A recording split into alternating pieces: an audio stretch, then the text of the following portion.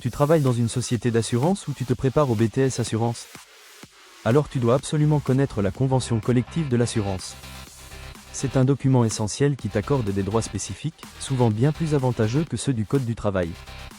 Dans cette vidéo, je vais t'expliquer en détail ce que contient cette convention, à qui elle s'applique, et surtout quels sont les bénéfices concrets pour toi en tant que salarié du secteur.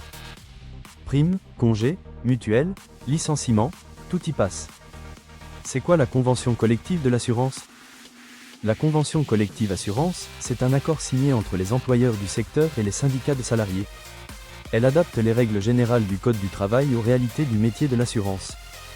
Elle est obligatoire pour les entreprises concernées et donne un cadre clair sur les salaires, les congés, les primes, la formation, ou encore les licenciements. À quelles entreprises elle s'applique?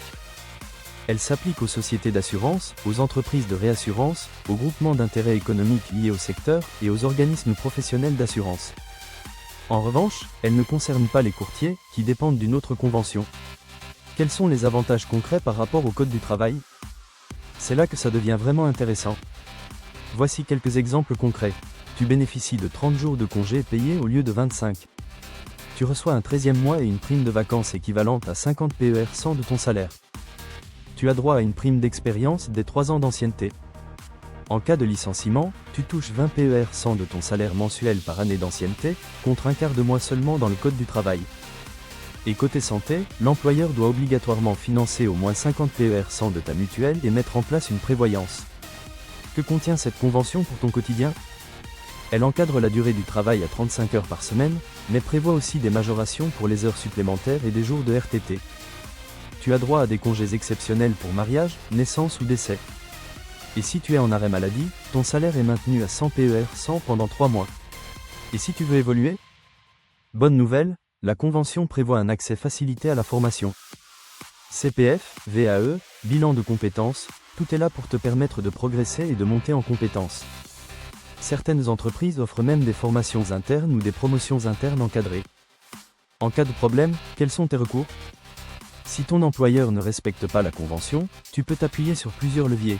Contacter le service RH, alerter les représentants du personnel, ou encore saisir les prud'hommes.